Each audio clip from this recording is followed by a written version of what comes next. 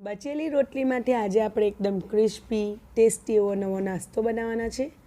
તે ખૂબ જ આસાન છે, તમે જરૂરથી ટ્રાય કરજો અને ઘરના જ ઇન્ગ્રીડિયન્ટ્સમાંથી બનીને તૈયાર થઈ જતો હોય છે। અહીં મેં 2 ચમચી જેટલું બેસન લઈ લીધેલું છે। તો બેસનમાં કોઈ પણ પ્રકારની ગાંઠ ના હોય એ રીતે એને ચાળીને લઈ લેવાનું અને એમાં 1 ચમચી જેટલો ચોખાનો લોટ એડ કરીશ। જો તમારી પાસે ચોખાનો લોટ ના હોય તો તમે એને સ્કીપ પણ કરી શકો। એમાં અડધી ચમચી જેટલો લાલ મરચું પાવડર, સાથે સાથે અડધી ચમચી તળમરીક એટલે કે હળદર પાવડર, સ્વાદ પ્રમાણે મીઠું એડ કરીશું। મીઠું વધારે નથી એડ કરવાનું કારણ કે આપણે રોટલીમાં પણ મીઠું હોય છે। અને બધી વસ્તુને મિક્સ કરીને ધીરે ધીરે પાણી એડ કરીને મીડિયમ ઠીક બેટર આપણે બનાવીશું। તો બેટર બહુ વધારે પતલું પણ ના હોવું જોઈએ અને વધારે પડતું જાડું પણ ન હોવું જોઈએ। તો ફ્રેન્ડ્સ, આ રેસીપી અત્યારે હું 1 રોટલી પર તમને બનાવીને બતાવું છું, પણ તમારે વધારે રોટલી હોય બચેલી તો એના માટે આ રીતે 1 રોટલી પર ઓછામાં ઓછી 2 ચમચી એ રીતે તમારે ગણતરી કરીને લઈ લેવાનું અને એ પ્રમાણે ક્વોન્ટિટી પ્રમાણે તમારે મસાલા એડ કરવાના। હવે જુઓ, આપણું બેસનનું ગોલ તૈયાર છે। તો બીજી બાજુ પર મેં 1 મીડિયમ સાઇઝના પ્યાજને આ રીતે બારીક ચોપ કરીને લઈ લીધેલો છે અને 1 મોટી સાઇઝના ટમાટરને આ રીતે ચોપ કરીને લઈ લીધેલ છે અને એમાં હવે આપણે 1 મરચું મેં નાખેલું છે, એડ કરેલું છે। તો લીલું તીખું મરચું પણ તમે એડ કરી શકો છો।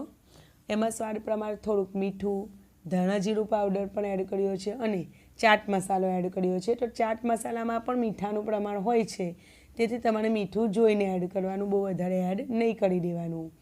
અહીં રોટલીના મેં 4 ટુકડા કરી લીધેલા છે અને એમાં આપણે વારાફરતી જે બેટર બેસનનું બનાવેલું છે એ બેસન આ રીતે આપણે લગાવી દઈશું। તો ફ્રેન્ડ્સ, આ ખૂબ જ સરળ, ઇઝી અને ટેસ્ટમાં તો બહુ જ સરસ આ રેસીપી બનીને તૈયાર થતી હોય છે। તો આ રીતે મેં 4 પીસ પર બેટર લગાવી દીધેલું છે। હવે ગરમ તેલમાં આપણે એને આ રીતે ફ્રાય કરીશું। તો બેટરવાળો ભાગ તેલમાં જાય ડાયરેક્ટ એ રીતે આપણે કરીશું। તો 2-3 મોટા ચમચા તેલ લીધેલું છે। તો તેલનું પ્રમાણ તમે વધારે ઓછું લેશો તો પણ કંઈ વાંધો નહીં।